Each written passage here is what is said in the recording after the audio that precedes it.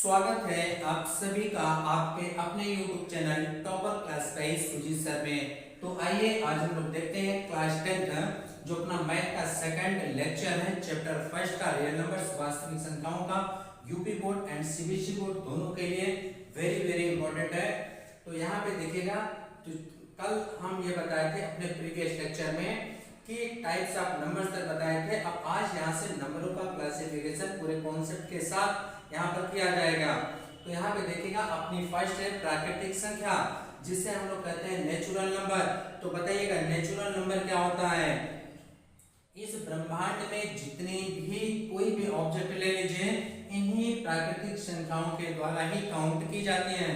अर्थात यहाँ पे देखिएगा गिनती की सभी संख्याओं के समुच्चय को, गिनती की सभी संख्याओं के समुच्चय को प्राकृतिक संख्या कहते हैं। Set of all counting numbers are called natural numbers. Set of all counting numbers are called natural numbers. तो यहाँ पे देखिएगा गिनती की जितनी भी संख्याएं होती हैं, गिनती की सभी संख्याओं को हम लोग क्या कहते हैं, प्राकृतिक संख्या कहते हैं। यहाँ पे देखिएगा सबसे छोटी प्राकृतिक संख्या अपनी एक होगी, इन्हीं का समुच्चय, इसे हम लोग दर्शाते हैं कैपिटल एन से।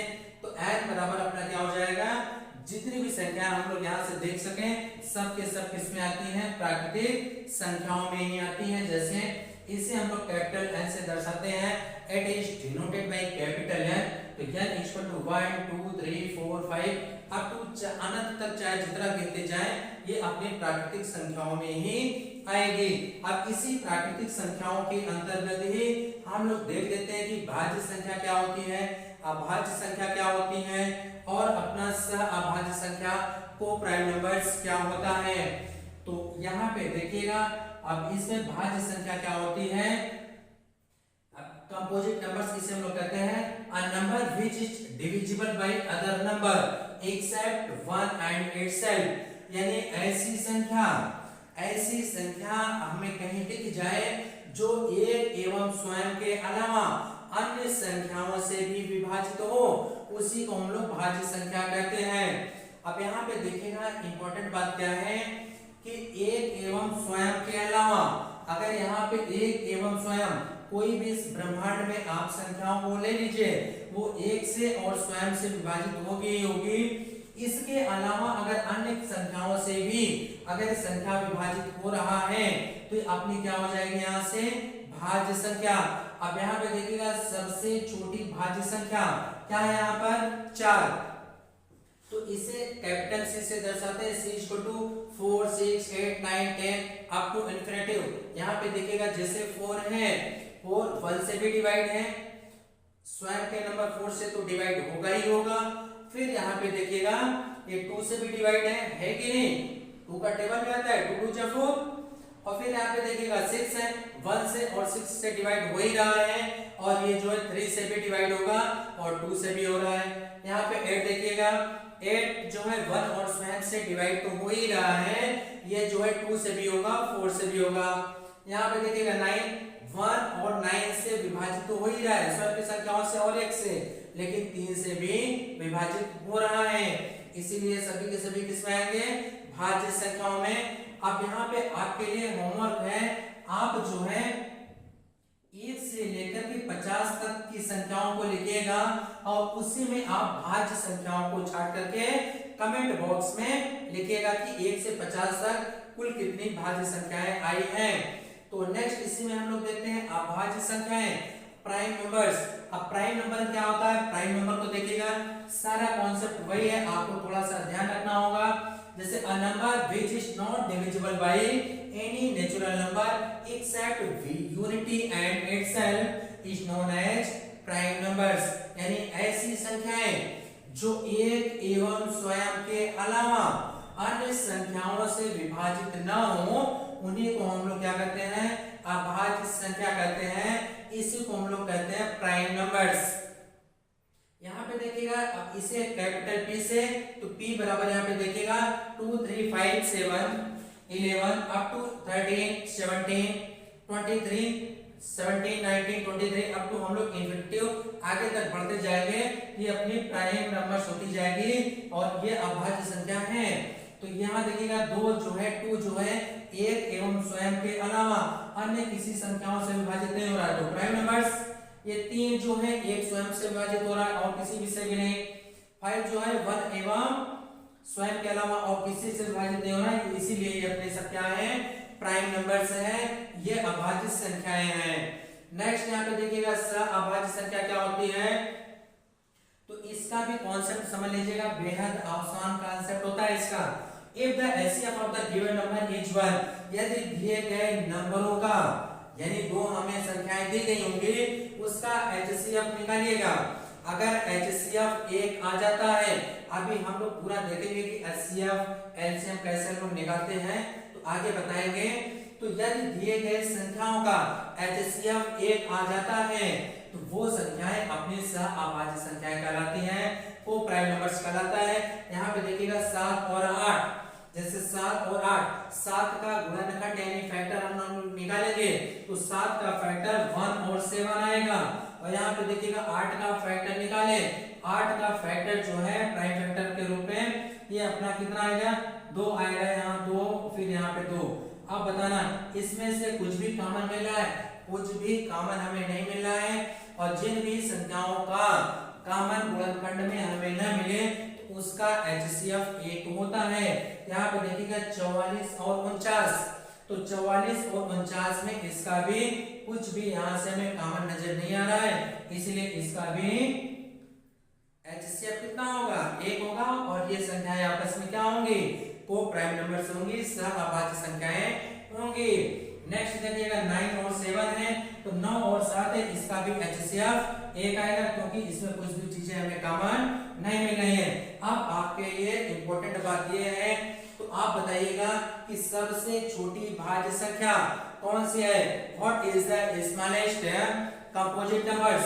सबसे छोटी भाज्य संख्या क्या होगी यहाँ पे, तो सबसे छोटी भाज्य संख्या अपनी होगी 4। अगर हमसे यही पूछ ले, मजेदार बात है कि what is the greatest composite number, अब हमें बताना है कि सबसे बड़ी भाज्य संख्या कौन सी है। तो बताइए आप क्या यहाँ पर सबसे बड़ी भाज्य संख्या निकाल सकते हैं, कदापि नहीं निकाल सकते हैं क्योंकि यह अनंत तक चलती गई है, हम लोग कहां तक काउंट करेंगे। इसीलिए सबसे छोटी भाज्य संख्या अपनी हो जाएगी 4 और सबसे बड़ी भाज्य संख्या अपनी हो जाएगी कैन नॉट बी डिटरमाइंड, ज्ञात नहीं किया जा सकता है। अब यहाँ पे देखिएगा अभाज्य संख्या हमसे पूछा जाए कि सबसे छोटी अभाज्य संख्या कौन सी होगी, तो सबसे छोटी अभाज्य संख्या अपनी कौन सी होगी, 2। और यहाँ पे हमसे पूछा जाए कि सबसे बड़ी अभाज्य संख्या कौन सी होगी, तो बताइए क्या आप यहाँ से निकाल सकते हैं, नहीं निकाल सकते हैं। तो इसीलिए सबसे छोटी भाज्य संख्या अभाज्य संख्या अपनी 2 हो जाएगी और सबसे बड़ी अभाज्य संख्या कैन नॉट बी डिटरमाइंड, ज्ञात नहीं किया जा सकता है। अब यहाँ पे देखिएगा और हमसे ऑब्जेक्टिव में किस तरीके का सवाल पूछ सकता है। यहाँ पे हमसे पूछेगा कि सबसे छोटी विषम अभाज्य संख्या कौन सी होगी, तो सबसे छोटी विषम अभाज्य संख्या अपनी 3 हो जाएगी, ठीक ना। और यही हमसे पूछ ले कि सबसे छोटी विषम भाज्य संख्या कौन सी होगी, आपको यहाँ नजर आ रहा है सबसे छोटी विषम अभाज्य संख्या अपनी यहाँ पर 9 हो जाएगी। क्या आप यहाँ तक क्लियर हैं, कॉन्सेप्ट आपको समझ में आया। अगर कॉन्सेप्ट समझ में आया हो तो यहाँ लाइक वाले को बटन दबाइएगा, चैनल को सब्सक्राइब कीजिएगा, अपने दोस्तों के साथ शेयर कीजिएगा। अब हम आगे की ओर चल रहे हैं, इसके बाद हम लोग देखेंगे होल नंबर्स क्या होता है। ओके,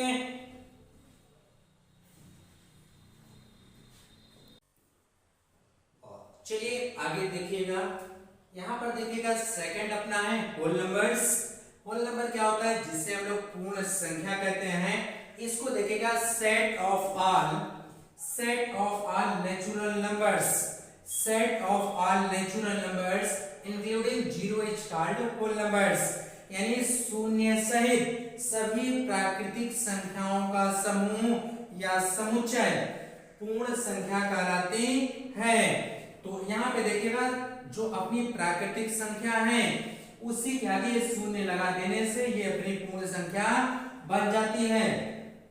अब यहाँ पर सवाल ये उठता है कि क्या सभी प्राकृतिक संख्या पूर्ण संख्या है? तो अब बताना, क्या सभी प्राकृतिक संख्या पूर्ण संख्या है? कमेंट बॉक्स में आप आंसर दीजिएगा, बाकी अभी तो हम बताएंगे ही। और फिर यहाँ से प्रश्न उठेगा, ऑब्जेक्टिव क्वेश्चन में आपके आता है क्लास 10th बोर्ड में, और फिर यहाँ पे जैसे हमें देगा कि क्या सभी पूर्ण संख्या प्राकृतिक संख्या है? यहाँ पे देखिएगा सभी प्राकृतिक संख्याएं पूर्ण संख्या हो सकती है, बट सभी पूर्ण संख्या प्राकृतिक संख्या नहीं हो सकती, क्योंकि पूर्ण संख्या में 0 होता है और प्राकृतिक संख्या में अपने शून्य नहीं आता है। तो इसीलिए यहाँ पे देखिएगा ये पूर्ण संख्या अपनी कहां से कहां तक हो जाएगी, 0 से लेकर के अनंत तक। यही प्राकृतिक संख्याओं के आगे आप 0 लगा दीजिएगा, पूरा अपना बन जाएगा होल नंबर्स, पूर्ण संख्या। अब यहाँ पे नेक्स्ट अपना है इंटीजर्स, जिसे हम लोग कहते हैं पूर्णांक। पूर्णांक को देखिएगा क्या कहते हैं, सेट ऑफ ऑल पॉजिटिव और negative counting numbers including 0 is called integers. यानी शून्य सहित सभी धनात्मक एवं ऋणात्मक गिनती की संख्याओं के समूह या समुच्चय को हम लोग इंटीजर्स कहते हैं, पूर्णांक कहते हैं। तो पूर्णांक देखिएगा, यहाँ पे देखिएगा ये अपनी गिनती की सभी संख्या अर्थात प्राकृतिक संख्याएं हैं। एक गिनती की संख्या इधर है, लेकिन सबके सब किसमें है, नेगेटिव में है। इधर धनात्मक है, इधर ऋणात्मक है, ये अपना क्या है, शून्य है। तो इसी को हम लोग क्या कहते हैं, इंटीजर्स कहते हैं, पूर्णांक कहते हैं। और पूर्णांक अपने 3 प्रकार के होते हैं। यहाँ पे देखिएगा एक धनात्मक पूर्णांक, दूसरा ऋणात्मक पूर्णांक और तीसरा न धनात्मक और न ही ऋणात्मक। तो लिखने की कोई जरूरत है नहीं, यहाँ से समझ लीजिएगा। धनात्मक पूर्णांक अपना कहां से कहां तक होता है, 1 से लेकर के अनंत तक। ऋणात्मक पूर्णांक अपना कहां से कहां तक होता है, -1 से लेकर के इंफिनिटी तक। न ऋणात्मक और न धनात्मक वाले पूर्णांक कौन से हो जाएंगे, 0। अब इसी में देखिएगा सम संख्या क्या होती है, जिसे हम लोग कहते हैं इवन नंबर्स। तो यहाँ पे देखिएगा एक नया मेथड आपको बताने चले हैं, ध्यान रखिएगा। कितनी बड़ी से बड़ी संख्या दे, आपको केवल इकाई का अंक देखना है। यहाँ से सम संख्या, आप विषम संख्या चंद सेकंडों में पूछते ही उसको आंसर आप जवाब दोगे। यहाँ पे देखिएगा एक 0 (2 (4 (6 (8), यानी comes at first place, then it is called even numbers। यदि हमें हमसे कोई सम संख्या पूछे या पेपर में सम संख्या की छांट के बताना है कौन सी सम है कौन सी विषम है, तो पुराना मेथड छोड़िए 2 से भाग देने वाला। यहाँ पे हमें इकाई के अंक पे केवल ये देखना है कि 2 0 2 4 6 8। अगर ये 5 के 5 डिजिट वहां पर इकाई के अंक पर दिख जाते हैं, वो सम संख्या होगी। आंख मूंद कर उसमें आप अपना ऑप्शन लगा दीजिएगा। यहाँ पे देखिएगा जैसे 9432 9432 इकाई के अंक को केवल यहाँ पे देखना है। इकाई के अंक पे यहाँ 2 आ रहा है, अपना क्या हो जाएगा, सम संख्या। इकाई के अंक पे यहाँ भी 2 आ रहा है तो सम संख्या। इकाई के स्थान पे 0 आ रहा है तो ये भी अपनी सम संख्या हो जाएगी। यहाँ पे देखिएगा नेक्स्ट अपना है विषम संख्या। विषम संख्या में भी यही करना है कि 8 1 3 5 7 9, यानी इन पांचों में से कोई एक अगर हमें कहां पे दिख जाए, इकाई के अंक पर दिख जाए, ये अपनी क्या हो जाएगी, यहाँ से विषम संख्या हो जाएगी। यहाँ पे देखिएगा जैसे इकाई के अंक पे 1 दिखा है, अपनी विषम संख्या हो जाएगी। इकाई के स्थान पे 9 दिखा है, तो ये भी अपनी विषम संख्या हो जाएगी। नेक्स्ट यहाँ पे फोर्थ टाइप इसका है नंबरों का, फ्रैक्शंस।